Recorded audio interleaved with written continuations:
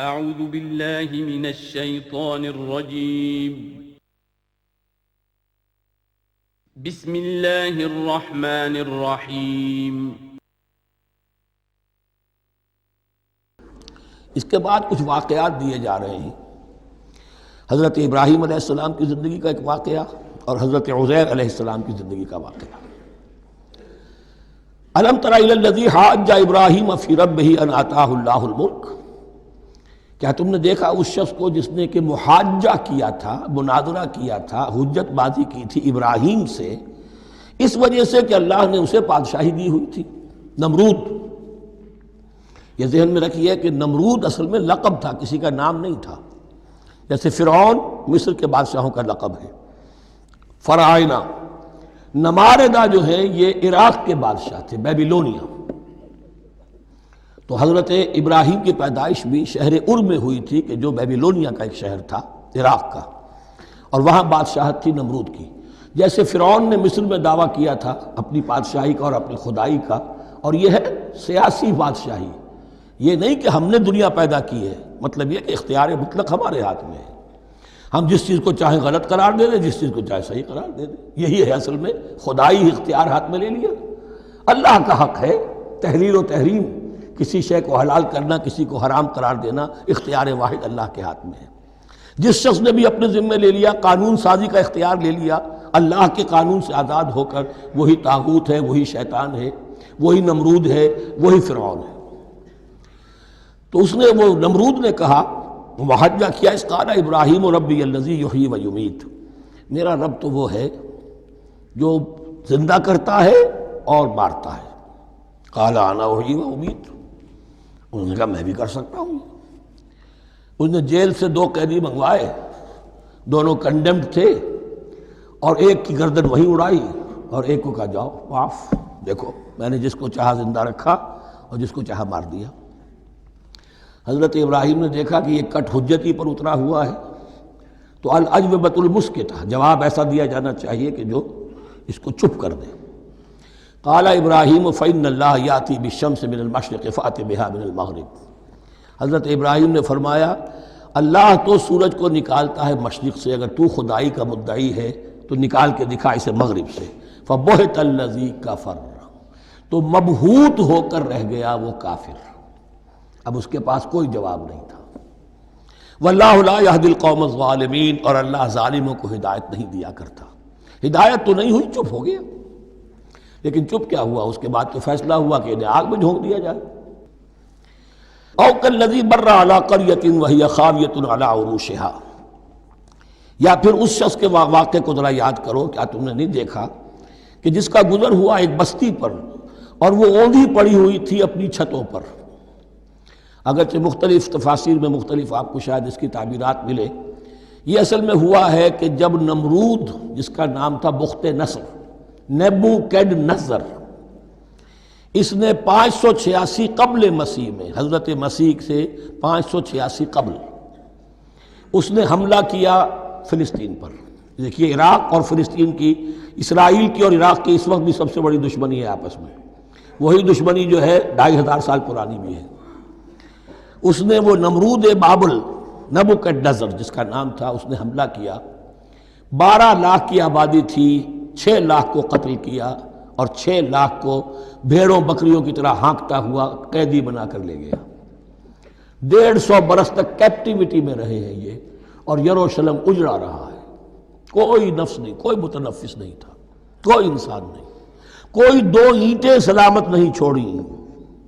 اسی وقت وہ ہیکل سلیمانی جو ہے وہ شہید کیا گیا، اور ان کے کہنے کے مطابق اس کے ایک تہخانے میں وہ تابوت سکینہ بھی تھا، جہاں ربائی ان کے موجود تھے، اور وہ ربائی بھی وہیں پر ان کی موت واقع ہوئی، اور تابوت سکینہ بھی ہے، اگر ان کا قول صحیح ہے۔ تو جس زمانے میں یہ اجڑی ہوئی بستی تھی، حضرت عزیر علیہ السلام کا گزر ہوا، انہوں نے دیکھا کوئی متنفس نہیں، تو انہوں نے کیا کہا، قال انا یحیی ھذہ اللہ بعد موتہا، اللہ اس بستی کو اس کے اس طرح مردہ اور برباد ہو جانے کے بعد کیسے زندہ کرے گا؟ اب اس میں کیسے احیاء ہو سکتا ہے؟ دوبارہ کیسے اس میں لوگ آ کر آباد ہو سکتے ہیں؟ اتنی بڑی بربادی، اتنی تباہی، کوئی متنفس نہیں، کوئی 2 اینٹیں سلامت نہیں۔ فَأَمَاتَهُ اللَّهُ مِئَةَ عَامٍ ثُمَّ بَعَثَهُ، تو اللہ نے اس پر موت وارد کر دی 100 برس کے لیے، اور پھر انہیں اٹھایا۔ قَالَ كَمْ لَبِثْتَ، سوال کیا کتنے عرصے رہے ہو یہاں؟ حضرت عزیر جو ہیں، چونکہ جو رینائسنس ہوا ہے تاریخ بنی اسرائیل میں، اس کے نقیب، اس کے اصل جو بنیاد ہے وہ یہ ہے۔ انہوں نے پھر اصلاح کی، جو زوال ان میں آیا تھا اخلاقی اور دینی، پھر یہ اٹھے کمر کس کر جب اللہ تعالیٰ نے یہ مشاہدات کرا دیے، اور پھر جا کر وہاں تبلیغ کی اور دعوت کی دی، اور وہی ان یہودیوں کے اندر جو کیپٹیوٹی میں تھے انہیں پھر اصل دین کی تعلیم دی، روح دین کو زندہ کیا، تو گویا کہ وہاں سے پھر ان کا احیاء ہوا ہے۔ کب لبثت، کتنے عرصے رہے ہوگے تم؟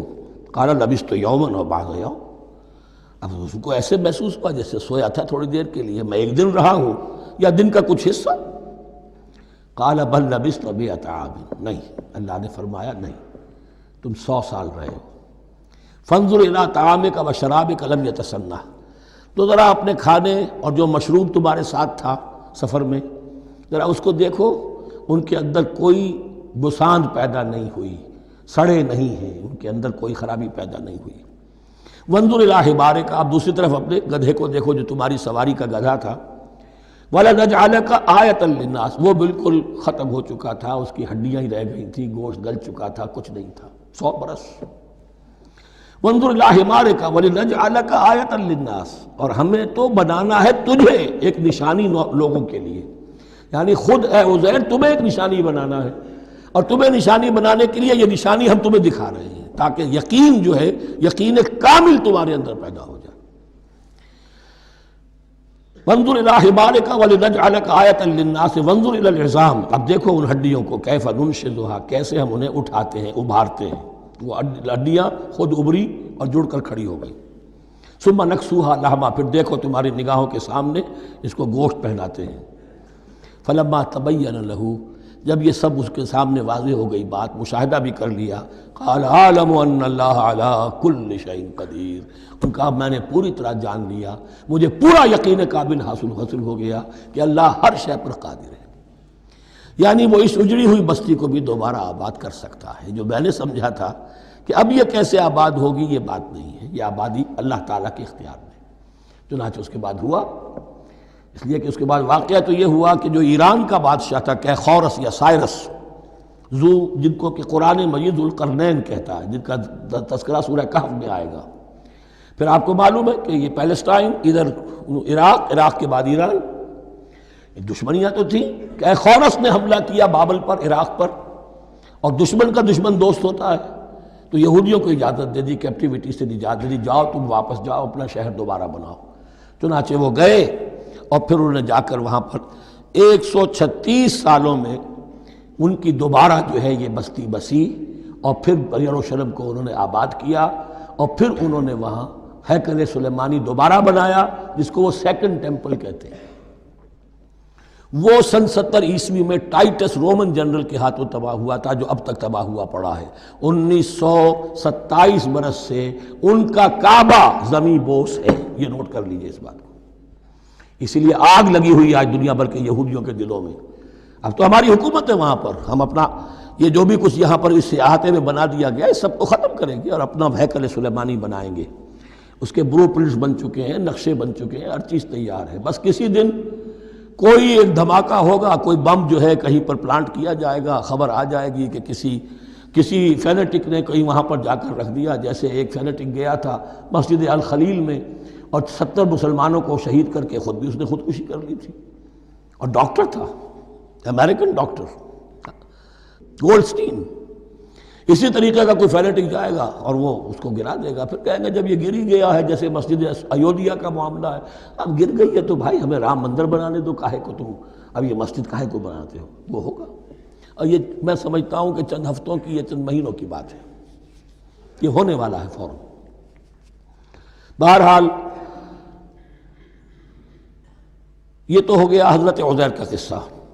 اب اسی طرح کا ایک معاملہ حضرت ابراہیم کا مشاہدہ ہے۔ وَإِذْ قَالَ إِبْرَاهِيمُ رَبِّ أَرِنِي كَيْفَ تُحْيِي الْمَوْتَىٰ، اور یاد کرو جب کہ ابراہیم نے بھی کہا تھا پروردگار ذرا مجھے دکھا دے، مشاہدہ کرا دے، تو مردوں کو کیسے زندہ کرے گا۔ قَالَ أَوَلَمْ تُؤْمِنْ، اللہ تعالیٰ کا سوال جو ہے بڑا بہت تیکھا ہے، تو کیا تم ایمان نہیں رکھتے؟ قال بلا، ایمان تو میرا ہے، میں مانتا ہوں ایمان ہے، ولکن لیطمئن قلبی، پورا دل کا اطمینان چاہتا ہوں، پورا یقین ہو جائے۔ اور یہ انبیاء کا معاملہ ہے، سب کا ہے۔ انبیاء کو چونکہ ایمان اور یقین کا ایک ایسی فرنس بنانا ہوتا ہے کہ جن سے ایمان و یقین دوسروں میں سرایت کرے، تو ان کے ایمان و یقین کے لیے انہیں مشاہدات ایسے کرا دیے جاتے ہیں کہ پھر ان کے لیے وہ ایمان صرف ایمان بالغیب نہیں رہتا، بلکہ وہ ایمان بالشہود بھی ہو جاتا ہے۔